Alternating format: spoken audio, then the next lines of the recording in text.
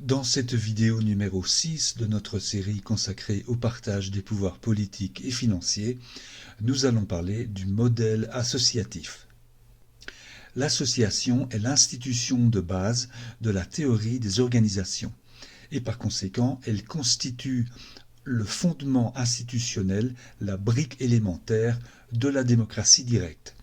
Démocratie directe qui par nature doit être réalisée par la base, sans quoi vous n'obtenez qu'un simulacre de démocratie.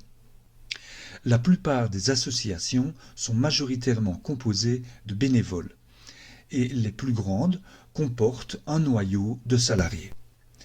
Soulignons deux statistiques intéressantes. D'une part, près de la moitié des Français déclarent pratiquer le bénévolat.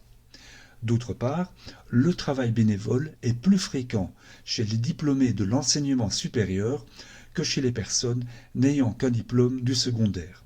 Autrement dit, le travail bénévole augmente avec le niveau de formation.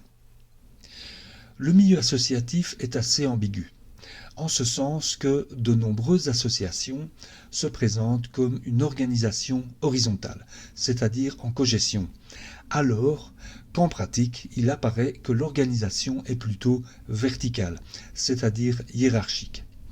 Cette duperie est motivée notamment par la nécessité d'attirer les indispensables travailleurs bénévoles.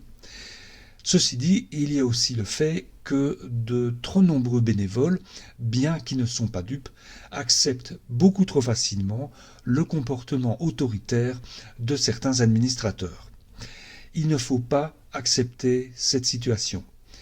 Ne vous laissez pas abuser.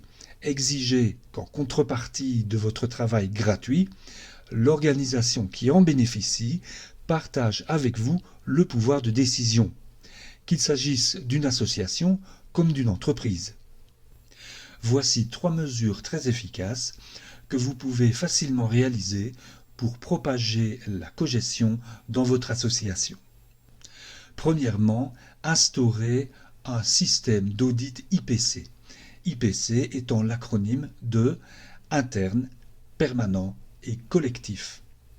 Pour mettre en place un audit IPC, il vous suffit de créer un forum privé sur une plateforme telle que Google Group de votre propre initiative, puis d'inviter les membres de votre association, dont les administrateurs, à participer ainsi à améliorer collectivement son fonctionnement. Deuxièmement, exiger la transparence informationnelle, c'est-à-dire la publication sur le site web de l'association de ses données comptables, organisationnelles et statistiques. En effet, la transparence informationnelle est évidemment une condition nécessaire de la cogestion. D'autre part, il faut savoir que les détournements de fonds sont bien plus fréquents qu'on l'imagine dans le secteur associatif qui bénéficie d'une aura de pureté exploitée sans vergogne par certains administrateurs voyous. Enfin, si vos administrateurs rechignent à appliquer les principes de cogestion et de transparence, n'hésitez pas à faire la grève jusqu'à ce que vos administrateurs comprennent que sans les travailleurs bénévoles, l'association ne peut fonctionner efficacement, voire plus du tout. En poussant à la démocratisation de votre association, d'une part, vous participez à améliorer la qualité de sa gestion par l'intelligence collective, et d'autre part, vous obtenez plus de plaisir dans votre travail bénévole, ce qui améliore aussi votre productivité. Mais ce n'est pas tout. Vous aurez compris que l'association est un microcosme dans lequel on retrouve tous les phénomènes psychologiques, sociologiques, politiques et économiques qui déterminent le fonctionnement global de la société, en l'occurrence le régime politique actuel dit représentatif. C'est pourquoi l'association est un lieu dans lequel chaque individu peut, à son niveau local, participer efficacement au développement d'une culture de la démocratie directe. Allez-y franchement, c'est passionnant et hautement utile.